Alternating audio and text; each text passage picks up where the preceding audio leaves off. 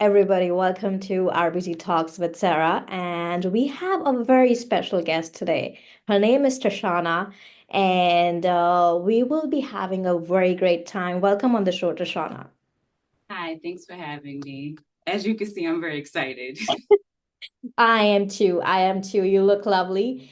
And, just to kick things off, can you tell me a little bit about you and, how did you get started? Well, a little bit about me. I got started when I was 4 years old. I always loved dance. I always loved gymnastics. And growing up where I grown up, it wasn't a lot of that. So we had to kind of like dance in the streets and stuff like that. And, as you get older, it's Mhm. not a lot of things for adults to do. And I don't know about anybody else, but I am definitely still a child at heart. So throughout me becoming an adult, I wanted to find different ways to work out. And I've tried P90 that you see on the internet, Yeah. TVs, but I wanted something that I could stick to, something that was realistic and something that is lifetime. And then I fell into pole, and pole helped me fall back into love with flexibility, and flexibility helped me fall back in love with dancing. And it just was a full circle. And I'm just trying to have everybody tap into their childlike abilities, but also find ways where they can have fun through movement. Yes. So this might keep you like really healthy, just out of curiosity, right? Yes, yes, yes, yes. Because everybody will always ask me, what do you eat? What do you eat? I eat healthy, but I'm not on a diet. I eat in moderation, but it's the movement that keeps me agile and looking like this, if I'm honest. So can I say that I can stay fit by doing this, even if I eat like outside every day? Because that would be a dream. I wouldn't eat outside every day. Okay. I honestly, my daughter, she calls them food tours. So we definitely partake in experiencing outside food, other culture food, but in moderation. And I just say, if you eat like that, you would have to work out extra, extra, extra to fight everything you're eating. So you can eat, but just in moderation. Okay. Okay, so can you tell me about the challenges, or let's say the lessons, more than the challenges, the lessons that you have learned along the way?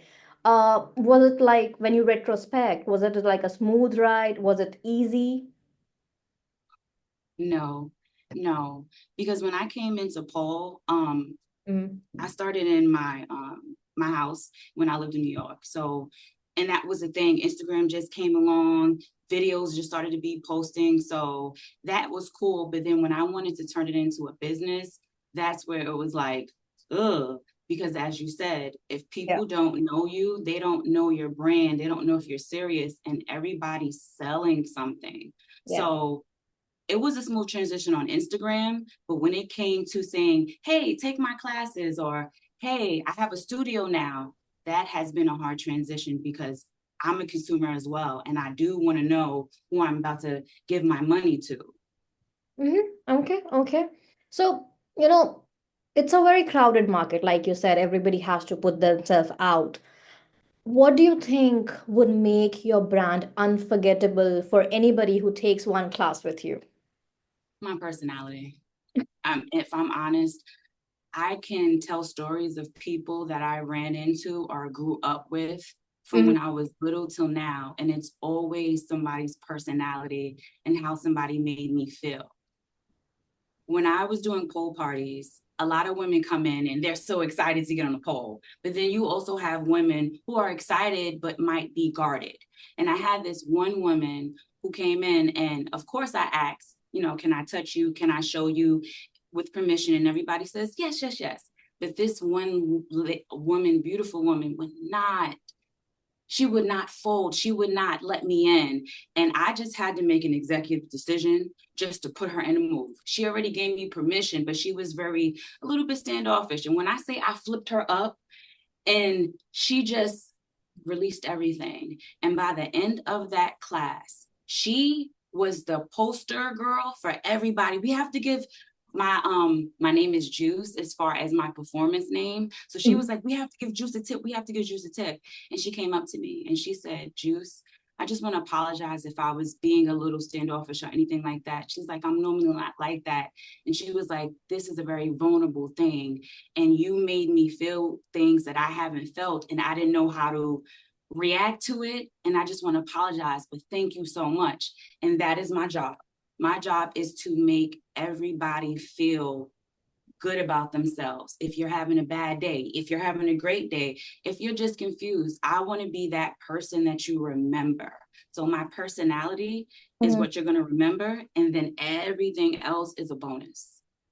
So how difficult is it for anybody who's starting out, like in the scale of 1 to 10? Oh, well, it just depends. It's a zero. Everybody thinks when you start out, at least with pole, that you have to be a certain weight, that you have to have a certain strength. I thought the same thing too. But if you wait to build this strength, you're still not going to be able to do the moves because it's about mechanics. It's about being comfortable. So there's different levels.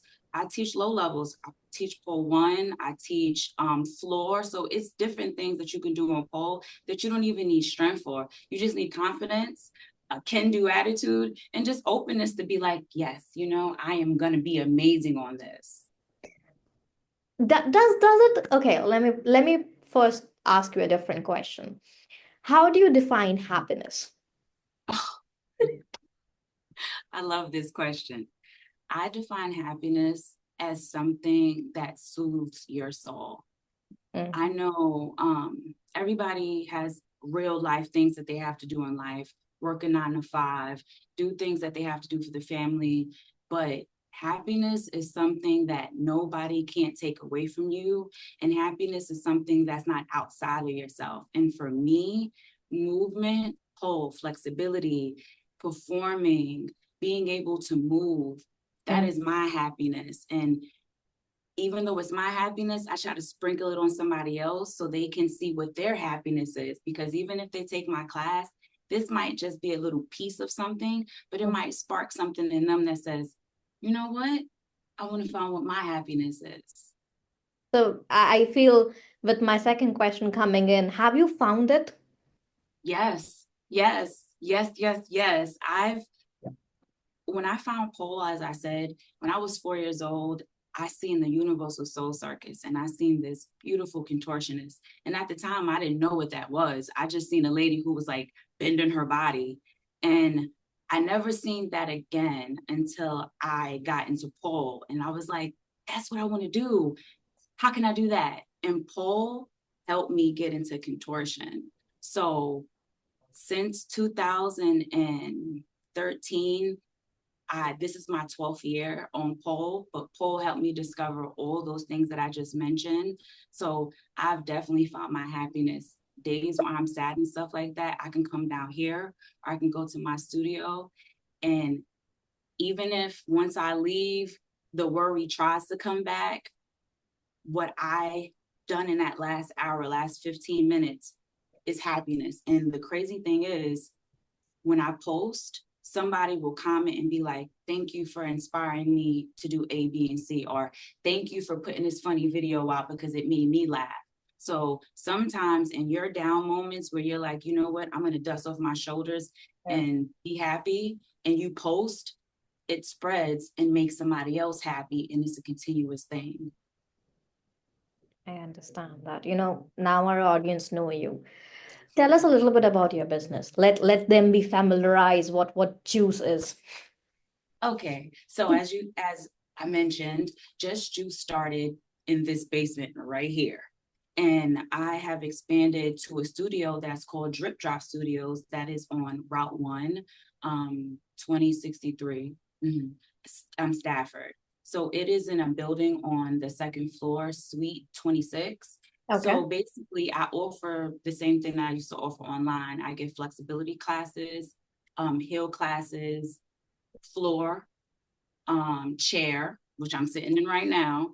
And I have a stage pole. So I do private pole lessons, maybe 2 people at a time until I work to get more poles in there. And right now I do fitness too. So basically all my classes are called theology. So it's fitology, chairology. That's how you know I'm teaching it, because I teach the series, the study of chair, the study of floor, and it's all beginner friendly.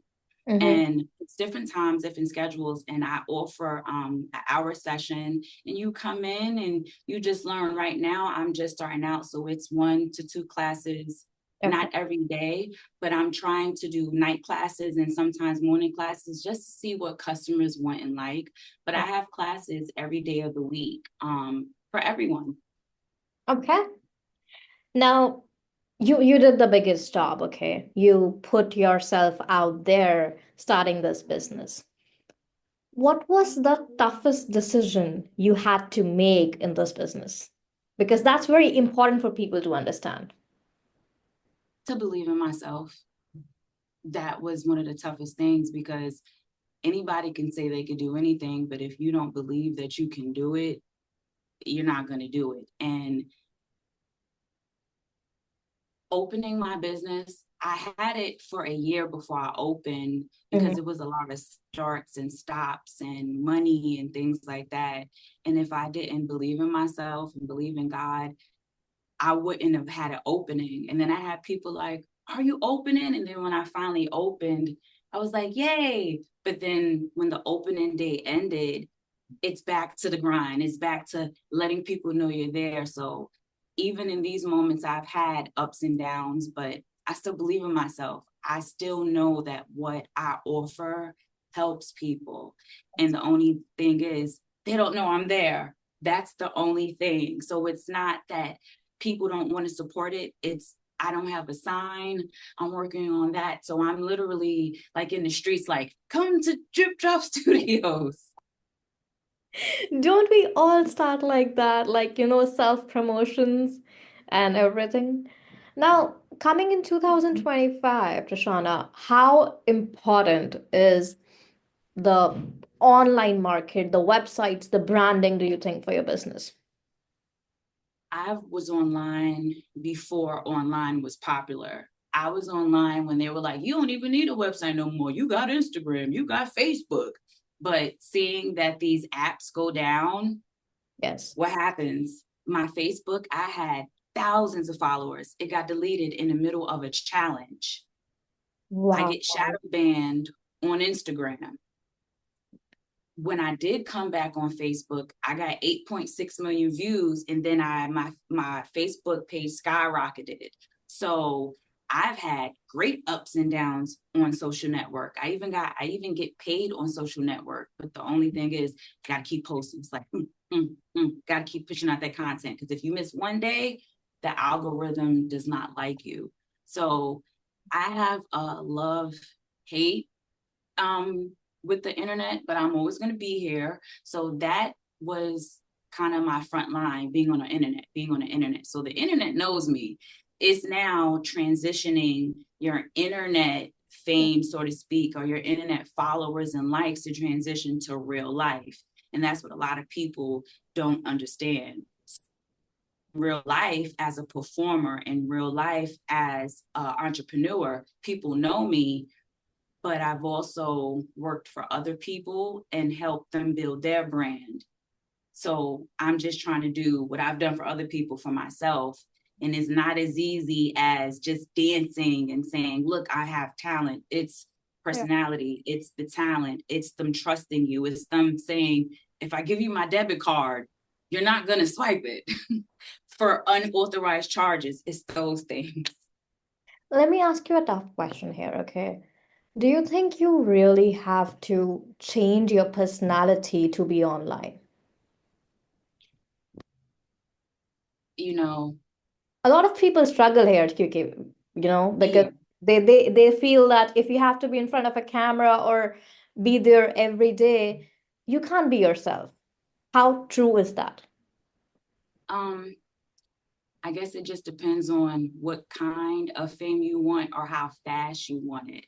Because I just turned 39, so I am like one of the poster childs for all these social networks, because we've been on here forever. Mhm. So I probably overshared when I was in my 20s, and I probably didn't share enough But if I'm honest, I have been myself through and through and through on the internet, and I get more respect. I Mm-hmm. get more people who actually follow me, because it's one thing to be one thing on the internet. You don't know who knows you when you get off the internet and you go to the supermarket and you're nasty, or you go to the supermarket and who you pretended to be online is not that in real life. And that's too hard, and it's always going to collide. So I just feel like if I'm just me, I don't need to pretend, because if I'm me all the time, I don't need to be on. Yeah. I'm just juice. So well put, that balance is never there. You just No. have to do it yourself. Mm-hmm. I understand. Okay, so what is worth more in a business, because you are a businesswoman now, a handshake or a check?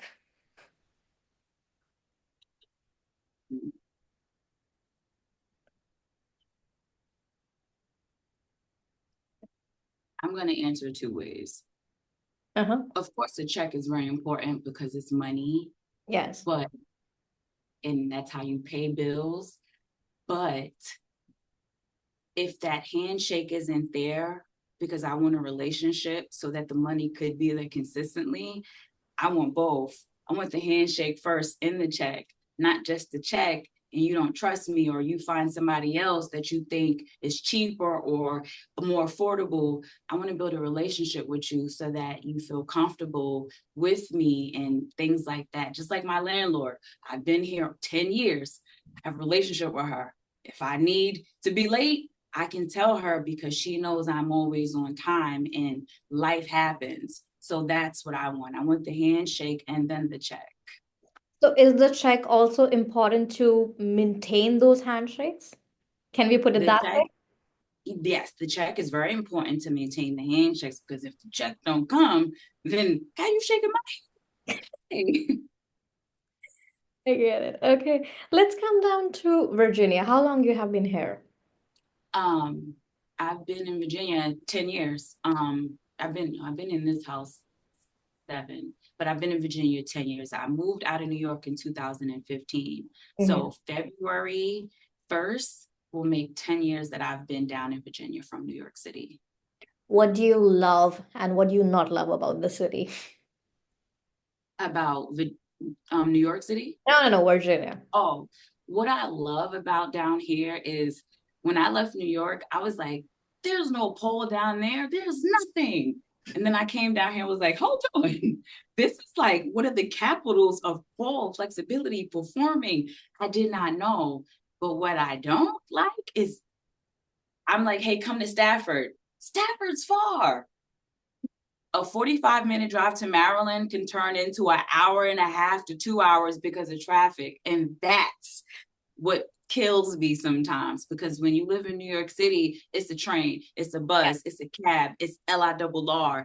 They have trains, buses, cabs, vans for everything. And down here, if you don't have a car, you can't get here. And if you don't have accessibility, or if you're not close, you can't go. But what I also know is if you're worth it, people will drive far for it.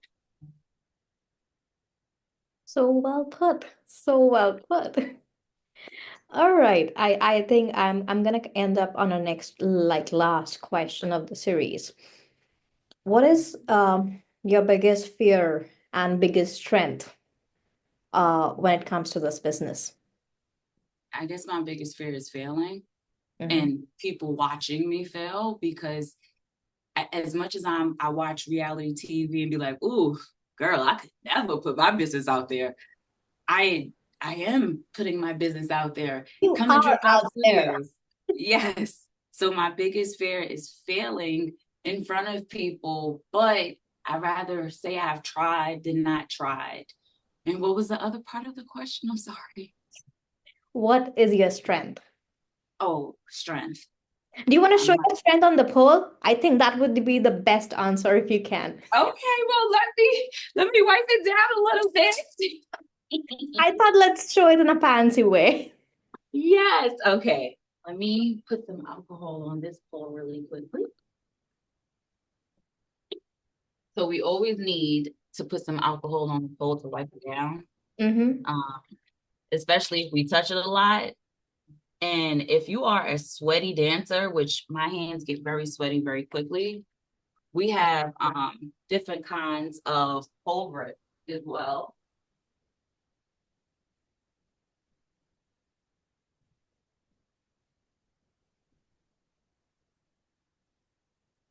to help us stick to the pole. 1 second, because I need to get that grip. It is right here. Okay. Hey, in the meanwhile, while you're doing that, would you want to drop your like cell phone for people to call you in any case? Huh? Would you want to tell people while you're doing this, what is the cell phone to call you? Oh, a good cell phone to call me is 571-466-6516. I have a business phone too.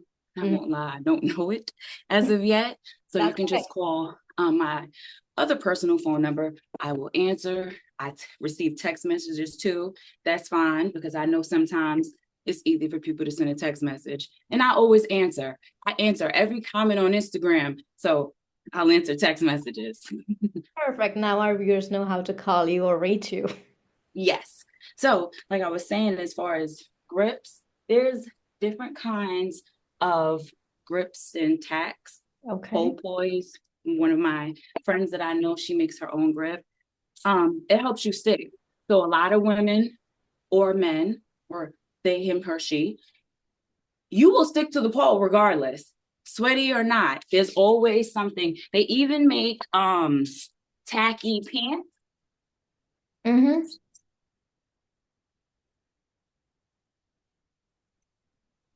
So the thing with pole, you're kind of like Goldilocks. The pole has to be perfect. Not too cold, not too hot.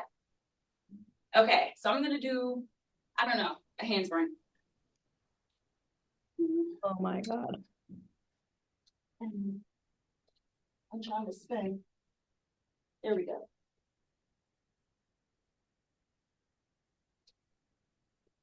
Oh, that's killer. Now I know you have been doing it since four.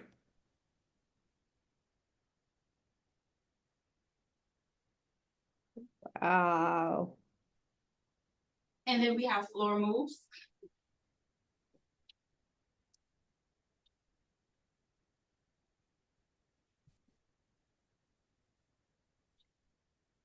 Oh my God. That's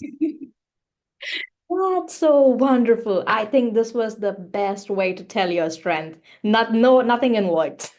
Thank you. And you are absolutely right. Because I was going to sit here and be like, okay, so my strengths are. But that was even better, Sarah. Hey, I love this. Okay, and I hope our audience loves it too. Do you have like a parting message for everybody? Yes.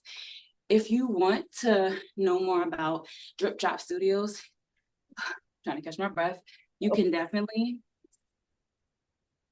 visit me on my website, www.dripdropstudio.net. You can learn more about me and my bio. You can learn the schedule, get all the class details, keep up to date with events and everything like that. So I definitely want you to have that information. And you can also find me on Instagram, same thing, Drip Drop Studios. And just thank you for having me, Sarah. Thank you for everybody who's going to see this interview. And I just want everybody to know that business owner, I've been dancing forever since I've been 4. And I just want to spread the message of movement and positivity through everything I do, every skill set. It's beginner friendly and Hey, just juice. and I love you, Juice. Okay, thank you so much, everybody, for whoever is watching this interview. We're gonna come up with the next episode very soon, and this is gonna release in next 3 days. So keep a watch for it. And I'll see you until next time. Bye.